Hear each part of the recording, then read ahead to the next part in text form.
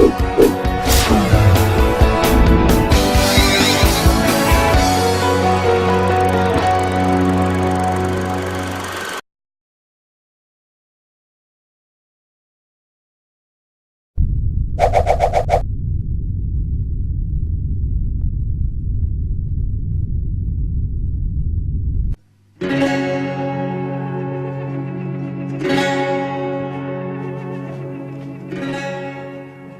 don't want to terrify you, but virtually all the information that you can access in the world as it is now constructed is paid for by advertising.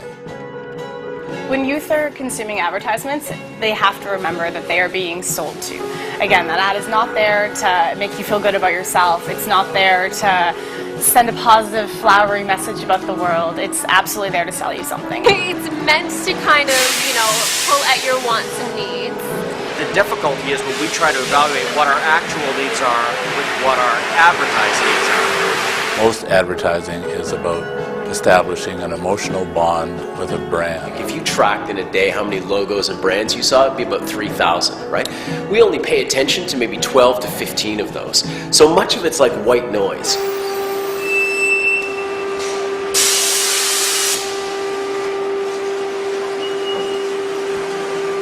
But sometimes I think it's just too much. I hate commercials, so. I keep my head down and try and ignore them.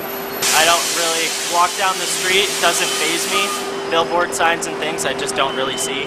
So when I see an advertisement, then I do question what it is or what tactics they're trying to use to try and get me to buy their product. The point of all advertising is to get you to reorient your values, reprioritize your values away from all the other competing products, or even away from the idea that you don't need to buy anything. If you think of advertising more as marketing, right? Rather than advertising often makes us think about like the 30-second ad. And marketing really speaks of a larger set of practices and enterprises that are part of our lives. And marketing is now ubiquitous, right? And then there's lots of different kinds and forms of marketing and going back advertising, as you said, that operate in our lives today. And some of them are really interesting and ethically really, I would say, dangerous. As a copywriter, part of my job is to persuade people to buy a product. At the end of the day, my client wants me to sell something for them. So to do that in an ethical way, I really try and work with the creative team to avoid stereotypes and avoid presenting messages that I feel would be detrimental or that are in any way harmful, and just really work together to create something that's true and that's honest. I think it's really important to treat customers like they're smart, because they are, and smart consumers are critical thinkers, and they don't want to be talked down to or treated like they're not unique individuals. One of the big problems of advertisements being everywhere is that it's almost hard to tell what is an advertisement and what isn't. It's because of this beauty product, but I'm cleaner, more intelligent, and much more attractive than you are, especially to women. And because of that, it's hard to tell who to listen to. Buy it. And just recognizing an ad is a useful skill in knowing, what not to listen to. We can go back to the 50s and early 60s, and what you see already in that time is that youth are seen by Madison Avenue, the street in New York City where the major advertising companies used to be located, as the center of our culture more broadly. It's Speedline! It's Aurora! 50 years later, we can still say that young people are thought to be a kind of crucial demographic for advertisers and marketers to target. One of the reasons is that young people are still figuring out what they like and who they are. So their identities, are in formation. Well, I watched a lot of TV when I was a kid, and there were so many really fun commercials that really appealed to me. And they would take you on adventures, and you have the character, and they face a dilemma. And some villains may come in, something may get stolen, and you follow them with the commercial, and it's a mini story within yourself.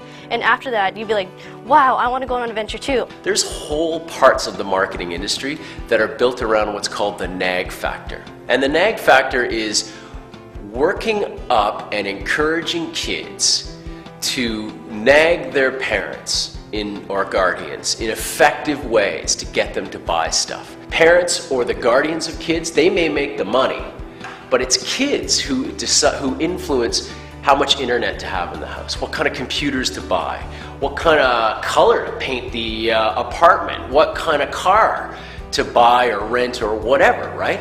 And so what marketers are interested in doing is getting at parents through the family. Obviously, younger people have less life experience, and some people would think that they're more gullible, more susceptible to misleading advertising. But you know, if you turn on the late night television and see ads to buy gold, etc., you realize that many adults are equally as gullible as any teenager might be. We're exposed to as many as 3,000 ads every day, which is a lot, and that means you might see 3,000 stereotypes in a day. And the problem with stereotypes is that they set expectations that aren't necessarily, they're not good. They might not be honest, they might be bad for us, they might be bad for how we perceive people around us. And so an unethical ad is one that presents a very one-dimensional picture of a certain race, gender, class, anything like that. And yeah, I see a lot of those all the time. Open up any magazine and you'll see thousands. All advertising tells a one-sided story that is uncritical of the product being advertised, and very often simply tries to sell the product on the basis of, if I can call it this, sex appeal, rather than a rational reason for using the product. Recently, I was looking for a tablet. I don't know why I need a tablet. It's not going to change my life, but I know I need one for some reason. Think of automobile ads. They're rarely about the quality of their car. They're about the quality of how you will look to people if you're driving the car, etc., about social acceptance. We're exposed to all of these things throughout our entire lives, and so it's hard to notice how they're affecting you a lot of the time because it's a gradual process. Advertising in general really sort of shapes society. I think some of the negative effects are that it tends to encourage an intense narcissism, the look at me self, right? Like, look at me, look what I am, look how I am. Why? Because advertising is constantly providing us a kind of image mirror universe and telling us to use these images to look back at ourselves, right? How do I look relative to this? How do I frame? How am I relative to this? Ask yourself what they're telling you, what the message is, and why you should be buying the product. And half the time it doesn't even make sense. There's a lot of really bad creative out there. But yeah, then just remember that what you see in print or on film isn't real. It's heavily edited, it's lit, there's lots of makeup, Photoshop, all sorts of things used. So what you're seeing is an idealized 30-second or one-page shot of how advertisers think life should be. You can't buy a newspaper, you can't have a newspaper handed to you in the SkyTrain station, such as 24 Hours or Metro. You don't pay anything for that. You consider it to be free content, and so that the content that you do read, or the Sudoku, or the crossword puzzle, or whatever joy you get out of that publication, is paid for by the ads on that page. And it goes across the board, from television, from movies. All media are heavily, heavily subsidized by advertising, and there's no escaping this, no matter what medium you resort to.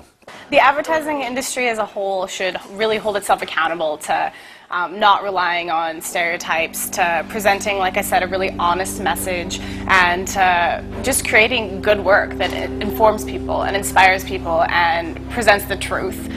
It's like a movie. Movies aren't real.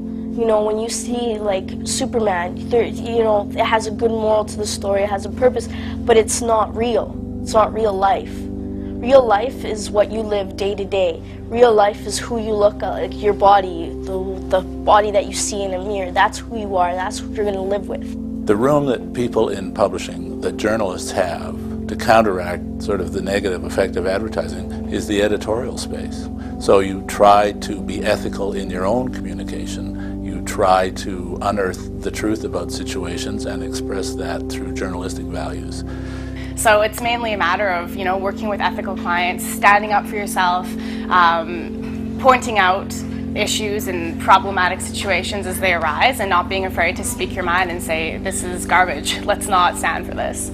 It's just to sell, you know, it's to make money, it's a business, it's nothing more than that. And that's what people should just keep in mind, that it's a business, it's all it's there for is to sell things, and, you know, happiness doesn't come from buying material things. Happiness comes from, you know, being healthy in a spiritual, physical, and emotional level. It doesn't come from material things.